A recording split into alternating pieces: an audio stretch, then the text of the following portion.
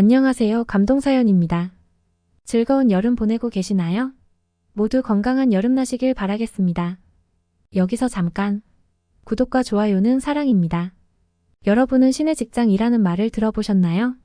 신의 직장이란 연봉도 높고 복지도 좋아 모두가 들어가고 싶어하는 직장을 의미합니다.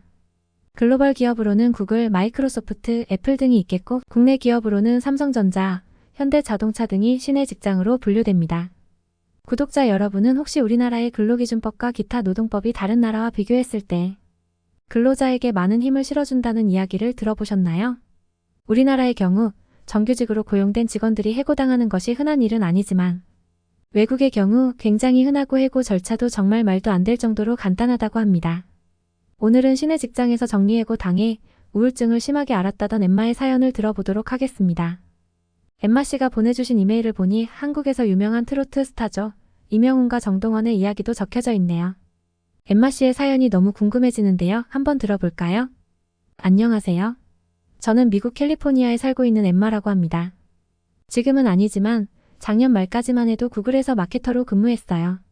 제가 구글에 입사한다고 했을 때 많은 사람들이 부러워했던 기억이 나네요. 남들에게 티는 안 냈지만 정말 좋았어요. 제 자신이 자랑스럽기도 했죠. 지난 1월 모두가 신의 직장이라고 부르는 구글이 전체 직원의 6%에 달하는 12,000명의 직원을 해고하여 큰 화제였죠. 구글 창사 이래 최대 규모의 정리해고라고 하는데요. 그 직원 중 애석하게도 저도 포함되어 있습니다. 직장 동료였던 니콜은 그동안 구글 직원의 일상을 브이로그를 통해 공유했어요. 니콜이 영상에서 공개한 것처럼 여느 때와 같이 우리는 상쾌한 아침을 맞았고 커튼을 열고 여유를 만끽하던 중 상사로부터 다급해 보이는 메시지를 받으면서 분위기가 급반전되었죠. 각 부서의 매니저들은 정리해고 대상 직원들에게 편하게 전화 달라는 메시지를 보냈어요.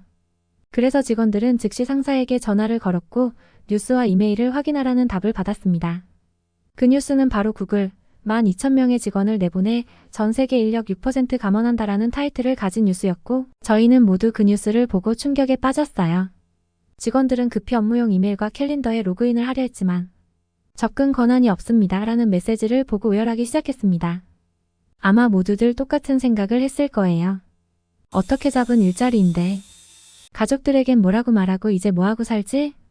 믿을 수 없었던 저는 상사에게 다시 전화를 걸었는데 상사 역시 저의 해고 여부를 방금 처음 알았다고 하며 저와 함께 하염없이 눈물을 흘렸습니다.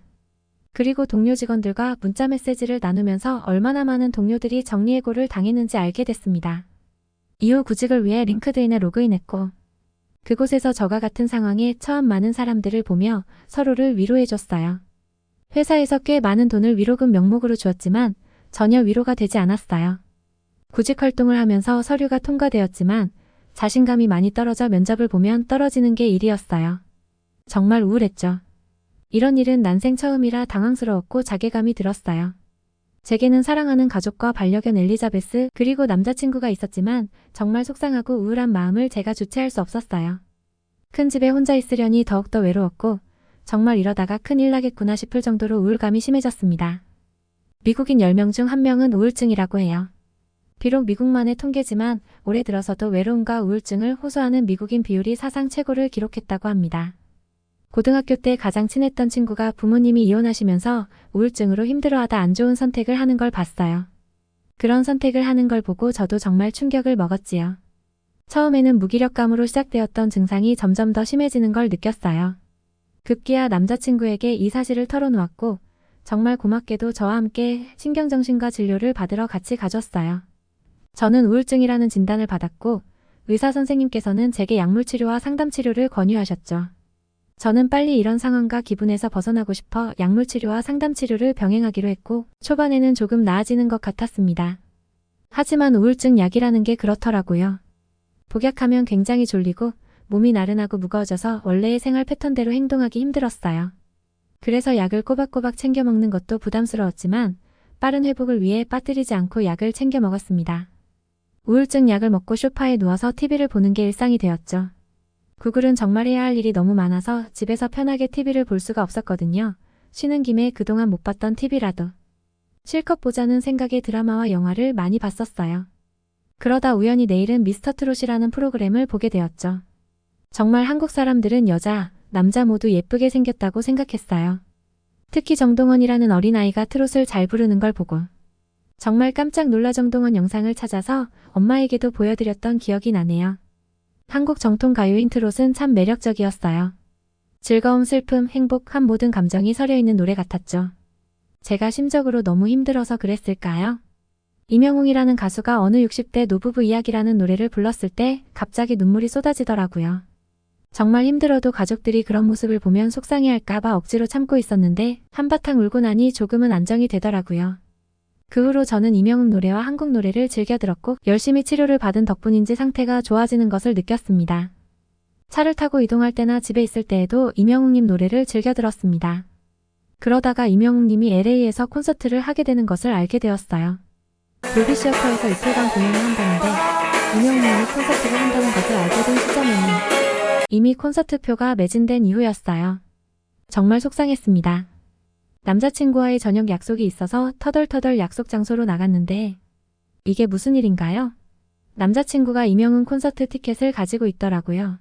저는 너무 놀라서 입을 다물지 못했고 남자친구는 서프라이즈 선물이라며 제게 콘서트 티켓을 건네주었어요. 정말 너무 기뻐서 남자친구 볼에 뽀뽀를 10번 넘게 해준 것 같네요. 우리는 콘서트를 보기 위해 로스앤젤레스로 이동했어요. 와, 돌비 시어터에서 공연을 하다니. 새삼스레 임영웅님의 인기가 대단하다는 것을 한 번 더 생각하게 되었죠. 돌비 시어터는 매년 3월에 아카데미 시상식이 열리는 장소거든요. 유명 할리우드 스타들이 레드카펫을 밟고 입장하는 장면을 많이 보셨을 텐데 바로 그 장소가 돌비 시어터입니다. 떨리는 마음으로 공연장으로 입장했고 그 안에는 수많은 팬들이 있었어요. 정말 깜짝 놀란 것은 저희 옆자리에 한국 아주머니들이 하늘색 티셔츠를 입고 계셨는데 여쭤봤더니 한국에서 공연을 보러 오셨다고 하더라고요. 한국에서는 임영웅 인기가 최고라고 말씀해 주시고 그동안 팬클럽에서 했던 많은 봉사활동 사진까지 보여주셨습니다. 정말 좋은 분들이라고 생각했죠. 한국 아주머니들과 이야기한 지 20분 정도 지나고 임영웅 콘서트가 시작되었고 그의 노래를 듣자 가슴속 응어리가 조금씩 풀리는 기분이었어요. 눈물도 흘리고 웃기도 하고 정말 유익한 시간을 보냈어요. 콘서트가 끝나고 집으로 돌아오는 길에 남자친구에게 정말 고맙다고 얘기하고 앞으로는 구직 활동도 열심히 하겠다고 약속했습니다. 임영웅님의 좋은 기운을 받아서일까요? 콘서트가 끝나고 3주가 지나지 않았는데 저는 다시 취업에 성공하게 되었습니다. 그것도 아마존으로요. 임영웅님 너무 감사합니다. 우울증 약보다 임영웅님 노래가 제 우울증을 치료하는데 더 큰 힘이 되었어요. 그리고 임영웅님 팬클럽에서 좋은 일을 많이 하신다고 전해 들었는데 나중에 기회가 된다면 저도 같이 봉사활동하러 갈게요. 앞으로도 쭉 영웅님 팬으로 살게요. 아, 그리고 저는 그때 만났던 남자친구와 결혼을 약속하는 사이가 됐어요. 힘든 때 옆에 있어주고 저를 많이 위해줬던 예쁜 마음을 알 수 있었죠. 더욱 감사하게도 먼저 프로포즈를 해서 평생을 함께하기로 약속했습니다. 건강하고 예쁘게 살게요. 제 이야기는 여기까지입니다. 결혼 생활하면서 재밌는 이야기가 있으면 다시 메일 보내드릴게요. 신의 직장 구글에서 정리해고를 당하면 어떤 기분일까요? 정말 상상하기도 싫은 상황인데요. 힘든 상황이었음에도 불구하고 씩씩하게 헤쳐나간 엠마에게 응원의 박수를 쳐드리고 싶습니다. 앞으로는 엠마에게 행복한 일들만 가득하기를 바라며 오늘의 사연은 마치고 엠마를 다시 행복하게 만들어준 임영웅님에 대해 알아보려고 합니다. 아참, 구독과 좋아요는 영상 제작에 큰 도움이 됩니다. 임영웅님은 한국에서 트로트 가수로도 유명하지만 그와 관련된 미담이 많은 것으로도 유명합니다. 제 친구 윤정이와 가인이가 들려준 임영웅님 미담에 대해서 말씀드릴게요. 첫 번째 임영웅님 감동 사연은 무명 시절부터 꾸준히 행한 선행과 기부 활동입니다. 많은 사람들이 그렇듯 처음부터 성공하기는 쉽지 않습니다. 영웅님도 마찬가지로 가수를 준비하던 시기와 데뷔 후 무명 시절을 보내던 때 금전적인 어려움을 겪기도 한 것으로 전해지는데요. 당시 살고 있는 집 월세가 밀려 군고구마를 팔던 시절이 있었을 정도로 어려운 시절을 보낸 임영웅님은 이미 그 당시 본인도 힘든 상황에서 꾸준한 선행을 이어왔다고 합니다.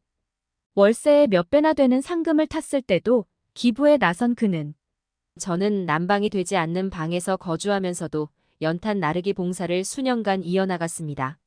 라고 한 프로그램에서 미담을 전했습니다.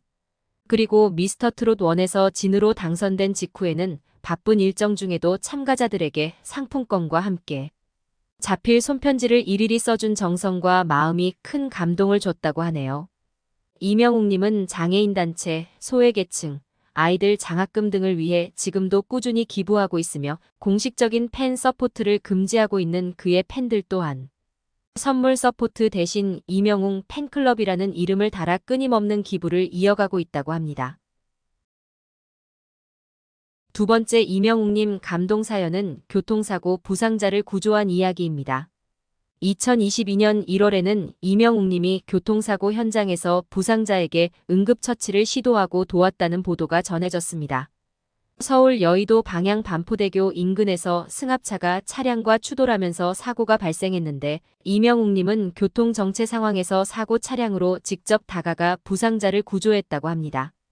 그는 조수석에 탄 여성이 정신을 잃은 남성 운전자를 깨우는 모습을 확인한 뒤 119에 직접 신고했으며 응급처치와 함께 부상자를 안전한 곳으로 옮겨 담요를 덮어주기도 했다고 합니다. 부상자는 이명웅님의 빠른 대처 덕분에 회복하여 병원으로 이송되었다고 하는데요. 이에 대해 이명웅 소속사 측은 이런 상황이 처음이라 많이 당황했지만 영웅이가 빠르게 대처하여 부상자를 도울 수 있었습니다. 라고 입장을 밝혔다고 합니다.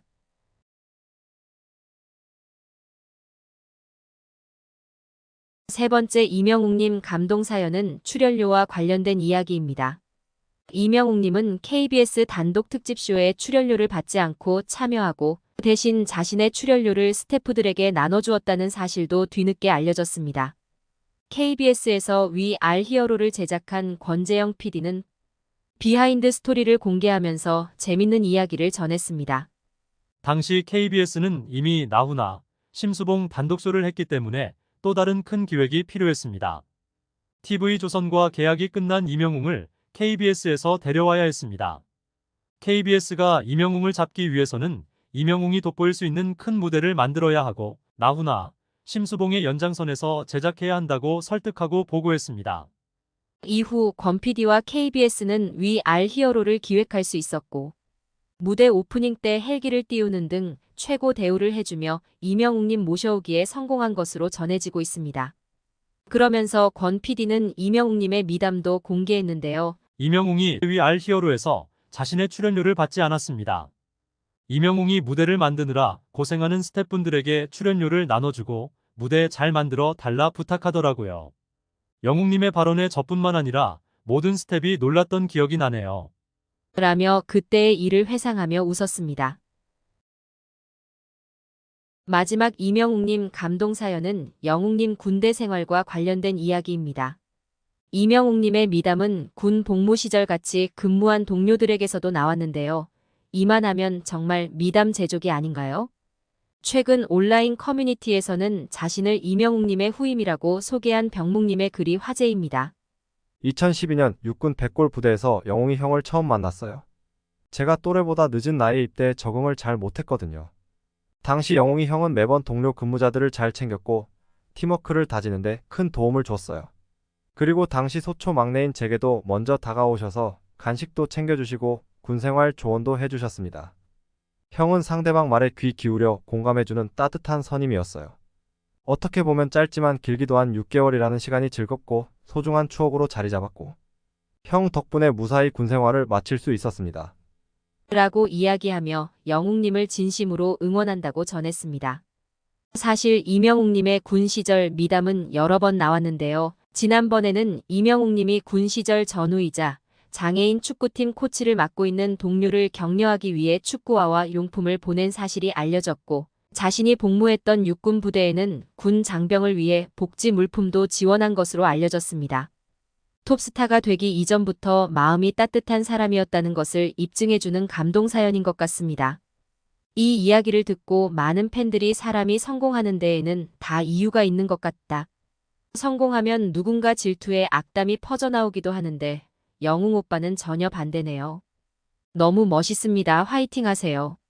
요즘 학폭이다 뭐다 해서 눈살만 찌푸려졌는데 영웅 형님 덕분에 힐링되네요. 승승장구 하셨으면 좋겠습니다. 라며 응원하고 있습니다. 화이팅 하세요. 저도 영웅님의 찐팬으로서 이번 사연을 준비하면서 정말 마음이 따뜻해지는 걸 느꼈습니다. 앞으로도 쭉 응원하겠습니다. 오늘의 이야기 재미있으셨나요? 끝까지 시청해주셔서 감사하고 다음에도 더 감동적인 사연으로 찾아뵙겠습니다. 구독, 좋아요, 알림 설정은 사랑입니다. 감사합니다.